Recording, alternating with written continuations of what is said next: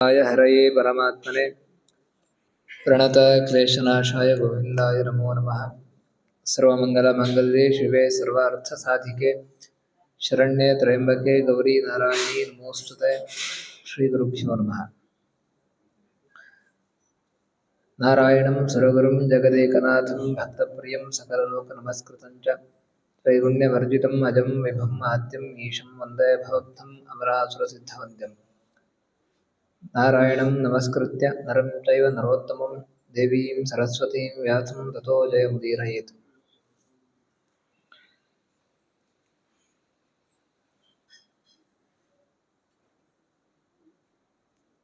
ಸೂತಪುರಾಣಿಕರು ಶೌನಕ ಋಷಿಗಳ ಆಶ್ರಮಕ್ಕೆ, ನೈಮಿಷಾರಣ್ಯದಲ್ಲಿ ಇರುವಂತಹ ಆಶ್ರಮಕ್ಕೆ ಬಂದು ಮುನಿಗಳನ್ನು ಗೌರವಿಸಿ ನಂತರ ತಾನು ಮಹಾಭಾರತದ ಚಿಂತನೆಯನ್ನು ತಿಳಿಸ್ತೇವೆ ಅಂಥೇಳಿ ಹೇಳ್ತಾರೆ. ಅಲ್ಲಿದ್ದಂತಹ ಋಷಿಗಳು ಕೂಡ ವಿಶೇಷವಾಗಿ, ಜ್ಞಾನಿಗಳು ಕೂಡ ವಿಶೇಷವಾಗಿ ಭಗವಂತನ ಆರಾಧನೆಯನ್ನು ಮಾಡ್ತಾ ಇದ್ದವರು ಕೂಡ. ಆ ನೈಮಿಷಾರಣ್ಯದಲ್ಲಿ ವಾಸ ಮಾಡುವಂತಹ ಯಾರೆಲ್ಲ ಜನರಿದ್ದಾರೆ ಅವರೆಲ್ಲ ವಿಶೇಷವಾದಂತಹ ಭಗವದ್ಭಕ್ತರು. ಯಾಕೆ ಅಂತ ಹೇಳಿದ್ರೆ, ನೈಮಿಷಾರಣ್ಯ ಅಂತ ಹೇಳಿದ್ರೆ ಅಲ್ಲಿ ವಿಶೇಷವಾಗಿ ದೇವತೆಗಳು ವಾಸಿಸುವಂತಹ ಸ್ಥಳ. ಅಂತಹ ಸ್ಥಳದಲ್ಲಿ, ಅದಕ್ಕೋಸ್ಕರ ಅಂತಹ ಸ್ಥಳದಲ್ಲಿ ಶೌನಕರು ಆಶ್ರಮವನ್ನು ಮಾಡಿಕೊಂಡು ಯಾವಾಗಲೂ ಕೂಡ ನಾವು ದೇವರ ಆರಾಧನೆಯನ್ನು ಮಾಡಬೇಕು ಅಂತ ಹೇಳಿದ್ರೆ ಎಲ್ಲೆಲ್ಲೋ ಮಾಡುವುದಕ್ಕಾಗುವುದಿಲ್ಲ. ನಮಗೊಂದು ದೇವಸ್ಥಾನ ಬೇಕು, ಅಥವಾ ಒಂದು ಅದಕ್ಕೆ ಬೇಕಾದಂತಹ ವ್ಯವಸ್ಥಿತವಾದಂತಹ ಒಂದು ಜಾಗ ಅನ್ನುವಂಥದ್ದು ನಮಗೆ ಬೇಕಾಗ್ತದೆ. ನಾವು ಬೇರೆ ಕಡೆ ನಾವು ಮಾಡ್ತೇವೆ, ನಮಗೆ ದೇವರ ಆರಾಧನೆ ಮಾಡೋದು ಸಾಧ್ಯವಾಗ್ತದೆ ಅಂತ ಹೇಳಿದ್ರೆ ಸಾಧ್ಯ ಆಗುವುದಿಲ್ಲ. ಯಾಕಂದರೆ ಆ ಸ್ಥಳದಲ್ಲಿರುವಂತಹ ದೈವಿಕ ಶಕ್ತಿಗಳು ನಮಗೆ ವಿಶೇಷವಾದಂತಹ ಸಾಧನೆಗೆ ಅನುಕೂಲವಾಗಿರ್ತದೆ. ನಾವು ಅದರ ಹೊರತುಪಡಿಸಿ ಯಾರೂ ತಪಸ್ಸಿಲ್ಲದಂತಹ ಬೇರೆ ಬೇರೆ ನಾವು ಲೌಕಿಕ ಸ್ಥಳಗಳಲ್ಲಿ ಮಾಡ್ತೇವೆ ಅಂತ ಹೇಳಿದರೆ ಅಲ್ಲಿ ದೇವರ ದೈವಿಕ ಶಕ್ತಿ ಅನ್ನುವಂಥದ್ದು, ಆ ಸಾನ್ನಿಧ್ಯ ಅನ್ನುವಂಥದ್ದು ಅಲ್ಲಿ ವಿಶೇಷವಾಗಿ ಅಭಿವ್ಯಕ್ತವಾಗಿರುವುದಿಲ್ಲ. ಅದರಿಂದ ನಾವು ಮಾಡಿದರೂ ಕೂಡ ತುಂಬ ಶ್ರಮಪಟ್ಟು ಆ ಸಾಧನೆಯನ್ನು ಮಾಡಬೇಕಾಗ್ತದೆ. ಅದರಿಂದ ದೇವರೇ ತಾನು ಒಂದು ವಿಶೇಷವಾದಂತಹ ಸ್ಥಳದಲ್ಲಿ ನಾನಿರ್ತೇನೆ ಅಂತೇಳಿ ಸಂಕಲ್ಪ ಮಾಡಿದಂತಹ ಸ್ಥಳಗಳಲ್ಲಿ ನಾವು ದೇವರನ್ನು ನಾವು ಆರಾಧನೆ ಮಾಡಿದರೆ ಅದು ವಿಶೇಷವಾಗಿ ನಮಗೆ ಸಾಧನೆಯನ್ನು ಮಾಡುವುದಕ್ಕೆ ಸಾಧ್ಯವಾಗ್ತದೆ. ಅದಕ್ಕೆ ಮೊದಲಿಗೆ ನಾವು ಇರುವಂತಹ ಪ್ರದೇಶ ಅನ್ನುವಂಥದ್ದು ಶುಚಿಯಾಗಿರಬೇಕು. ಆದ್ದರಿಂದ ಶೌನಕರು ಅಂತಹ ಶುಚಿಯಾದಂತಹ ದೇವತೆಗಳು ಕೂಡ ಆರಾಧಿಸಲ್ಪಡುವಂತಹ ನೈಮಿಷಾರಣ್ಯದಲ್ಲಿ ಆಶ್ರಮದಲ್ಲಿ ಸಕಲ ವಿದ್ಯಾರ್ಥಿಗಳಿಗೂ ಕೂಡ ಜ್ಞಾನದಾನವನ್ನು ಮಾಡ್ತಾ ಈ ಒಂದು ಸತ್ರವನ್ನು 12 ವರ್ಷದ ಸತ್ರದಲ್ಲಿ ಪಾಲ್ಗೊಂಡಿದ್ದಾರೆ. ಇನ್ನು ಅಲ್ಲಿ ನಂತರದ ಕಥೆಗಳೇನು ಅಂತ, ಏನು ನಡೀತು ಅಂತ ಹೇಳಿ ಪರಸ್ಪರ ಸಂಭಾಷಣೆಯ ಮೂಲಕ ನಮಗೆ ತಿಳಿಸ್ತಾರೆ. ಸೂತಪುರಾಣಿಕರು ಬಂದರು, ಶೌನಕರು ಅವರನ್ನು ಸ್ವಾಗತ ಮಾಡಿದರು. ಎಲ್ಲರೂ ಕೂಡ ಸೂತರನ್ನು ಕೂಡ ಪರಸ್ಪರ ಅಭಿವಂದನೆಗಳು. ಕೇವಲ ಒಬ್ಬರು ಮಾತ್ರ ಗೌರವಿಸಲ್ಪಟ್ಟಿದ್ದಲ್ಲ, ಶೌನಕರನ್ನ ಗೌರವಿಸಿದ್ದು ಮಾತ್ರ ಅಲ್ಲ, ಶೌನಕರು ಕೂಡ ಅಲ್ಲಿರುವಂಥ ಎಲ್ಲ ಋಷಿಗಳು ಕೂಡ ಸೂತರನ್ನು ಕೂಡ ಗೌರವಿಸ್ತಾರೆ. ಹೀಗೆ ಪರಸ್ಪರ ಗೌರವವನ್ನು ಮಾಡಿಕೊಂಡು, ಎಲ್ಲಿಂದ ಬಂದಿದ್ದೀರಿ, ಕ್ಷೇಮವ, ಯಾವ ಸ್ಥಳದಿಂದ ಬಂದಿದ್ದೀರಿ ಅಂತ ಹೇಳೆಲ್ಲ ಪ್ರಶ್ನೆ ಮಾಡಿಕೊಂಡು ಅವರಿಗೊಂದು ಆಸನವನ್ನು ಕೊಟ್ಟು ಅಲ್ಲಿ ಕುಳ್ಳರಿಸಿ, ಅವರು ಏನು ಪಾದಯಾತ್ರೆಯ ಮೂಲಕ ಬರುವಂಥ ಈಗೆಲ್ಲ ವಾಹನಗಳಿದ್ದಾವೆ, ಅದರಿಂದ ಆ ಶ್ರಮ ಏನಿದೆ ಆ ಶ್ರಮವನ್ನೆಲ್ಲ ಪರಿಹರಿಸ್ಕೊಳ್ಳಿ ಅಂತೇಳಿ ಅವರಿಗೆ ಆ ವ್ಯವಸ್ಥೆಯನ್ನು ಮಾಡಿ ಅವರೆಲ್ಲ ತಮ್ಮ ಶ್ರಮವನ್ನು ಪರಿಹಾರ ಮಾಡಿಕೊಂಡ ನಂತರ ಆ ವಿಷಯವನ್ನು ಪ್ರಸ್ತಾಪನೆಯನ್ನು ಮಾಡ್ತಾರೆ. ಅವರು ಮೊದಲೇ ಹೇಳಿಯಾಗಿದೆ, ನಾವು ನಿಮಗೆ ಮಹಾಭಾರತದ ಚಿಂತನೆಯನ್ನು ಹೇಳ್ತೇವೆ ಅಂತ ಹೇಳಿ. ಈಗ ಮತ್ತೆ ಅದಕ್ಕೆ ಪೀಠಿಕೆಯಾಗಿ ಪ್ರಸ್ತಾವನೆಯನ್ನು ಇಡ್ತಾರೆ. ನಾವು ಕೂಡ ನಮ್ಮ ಮನೆಗೆ ಅಥವಾ ನಾವಿರುವಂತಹ ಸ್ಥಳಗಳಲ್ಲಿ ಅತಿಥಿಗಳು ಬಂದರೆ ಅದೇ ರೀತಿಯಾಗಿ ನಾವು ಮಾಡ್ತೇವೆ. ಮೊದಲೇ ಬಂದ ತಕ್ಷಣ ಏನು ಬಂದಿದ್ದು ಅಂತ ಕೇಳಲ್ಲ, ಬನ್ನಿ ಕೂತ್ಕೊಳ್ಳಿ ಅಂತೇಳಿ ಅವರಿಗೆಲ್ಲ ಬೇಕಾದಂತಹ ವ್ಯವಸ್ಥೆಯನ್ನು, ಉಪಚಾರವನ್ನು ಮಾಡಿ ನಂತರ ನಾವು ಏನು ವಿಷಯ ಅಂತೇಳಿ ಮಾತನಾಡ್ತೇವೆ. ಹಾಗೆ ಆ ರೀತಿಯಾದಂತಹ ಅತಿಥಿ ಸತ್ಕಾರವನ್ನು ಮಾಡಿದ ನಂತರ ಎಲ್ಲಿಂದ ಬಂದ್ರಿ ಅಂತೇಳಿ ಅಲ್ಲಿದ್ದಂತಹ ಋಷಿಗಳು, ತುಂಬಾ ಜನ ಋಷಿಗಳಿದ್ದಾರೆ. ಅದರಲ್ಲಿ ಒಬ್ಬರು ಪ್ರಶ್ನೆಯನ್ನು ಮಾಡ್ತಾರೆ. ಅವರ ಹೆಸರನ್ನು ಉಲ್ಲೇಖ ಮಾಡುವುದಿಲ್ಲ.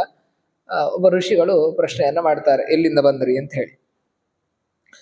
ಅದಕ್ಕೆ ಅವರು ಉತ್ತರ ರೂಪವಾಗಿ ತಾನು ಎಲ್ಲಿಂದ ಬಂದೆ, ಯಾಕಾಗಿ ಬಂದೆ ಅನ್ನೋದನ್ನ ತಿಳಿಸ್ತಾರೆ. ಜನಮೇಜಯಸ್ಯ ರಾಜರ್ಷೇಹೇ ಸರ್ಪಸತ್ರೇ ಮಹಾತ್ಮನಃ ಸಮೀಪೆ ಪಾರ್ಥಿವೇಂದ್ರಸ್ಯ ಸಮ್ಯಕ್ ಪಾರೀಕ್ಷಿತಸ್ಯ ಚ.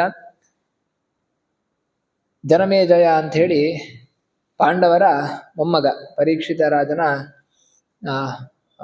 ಮೊಮ್ಮಗ ಅಲ್ಲ, ಮರಿಮಗ. ಪಾಂಡವರ ಮೊಮ್ಮಗ ಪರೀಕ್ಷಿತ, ಅವನ ಮಗನಾಗಿ ಜನಮೇಜಯ ಇದ್ದಿದ್ದು. ಆ ಜನಮೇಜಯ ತನ್ನ ತಂದೆಯ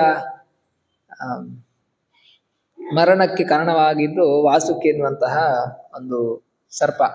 ಅದರಿಂದ ಇಡೀ ಸರ್ಪಕುಲವನ್ನೇ ನಾನು ನಾಶ ಮಾಡ್ತೇನೆ ಅಂತ ಹೇಳಿ ಒಂದು ಸರ್ಪ ಯಾಗವನ್ನ ಮಾಡ್ತಾ ಇರ್ತಾನೆ.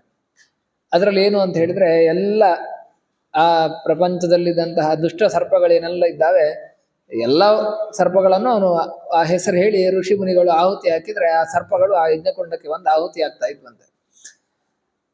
ಆ ರೀತಿಯಾಗಿ ಆ ಯಾಗ ಬಹಳ ದೀರ್ಘಕಾಲ ನಡೀತಾ ಇತ್ತು. ಎಲ್ಲಾ ಸರ್ಪಗಳು ಕೂಡ ವಿನಾಶವನ್ನು ಹೊಂದುತ್ತಾ ಇದ್ವು ಆ ಸಮಯದಲ್ಲಿ.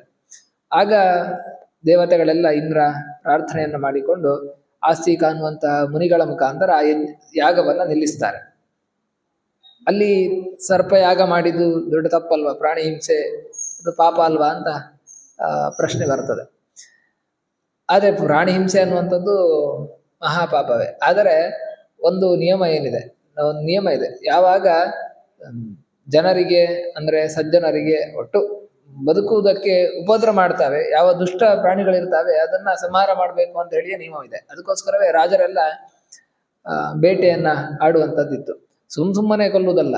ಅದರಿಂದ ಉಪದ್ರ ಆಯ್ತು ಅಂತ ಹೇಳಿದ್ರೆ ಆ ಪರಿಸರದ ಸಮತೋಲನ ಅನ್ನುವಂಥದ್ದು ಮತ್ತೆ ನಡೆಯುವುದಿಲ್ಲ. ಎಲ್ಲಾ ಕಡೆ ಹಾವೇ ಇದ್ದು ಬಿಟ್ರೆ ನಾವು ಬದುಕಕ್ಕೆ ಆಗುದಿಲ್ಲ.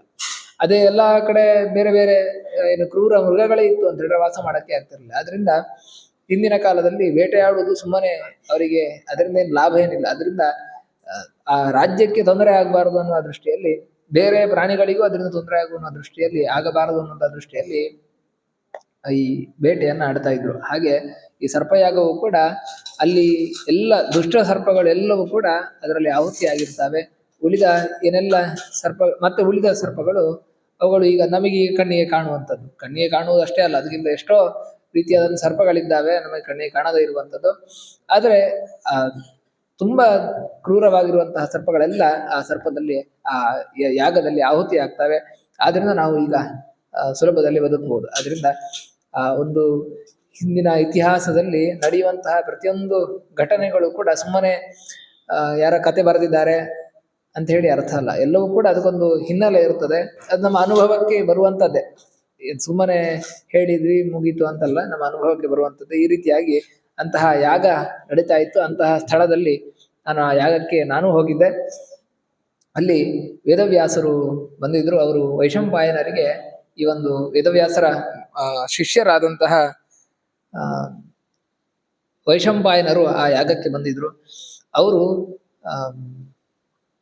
ವೇದವ್ಯಾಸರಿಂದ ತಿಳಿದಂತಹ ಪುಣ್ಯ ಕೃಷ್ಣದ್ವೈಪಾಯನೋ ಪ್ರೋಕ್ತಾಹ ಸುಪುಣ್ಯ ವಿವಿಧಾಹ ಕಥಾಹ ಕಥಿತಾಶ್ಚಾಪಿ ಯಾ ವೈಶಂಪಾಯನೇನ ವೈ ಅಂತ ಹೇಳಿ ನಾವು ಆ ಮಹಾಭಾರತದ ಕಥೆಗಳನ್ನ ಶ್ರವಣ ಮಾಡಿದ್ವಿ ಅಂತ ಹೇಳಿದ್ರೆ ನಮಗೆ ವಿಶೇಷವಾದಂತಹ ಪುಣ್ಯ ಸಂಪಾದನೆ ಆಗ್ತದೆ. ಅಂತಹ ವೇದವ್ಯಾಸರಿಂದ ರಚಿಸಲ್ಪಟ್ಟಂತಹ ಮಹಾಭಾರತದ ಕಥೆಗಳನ್ನ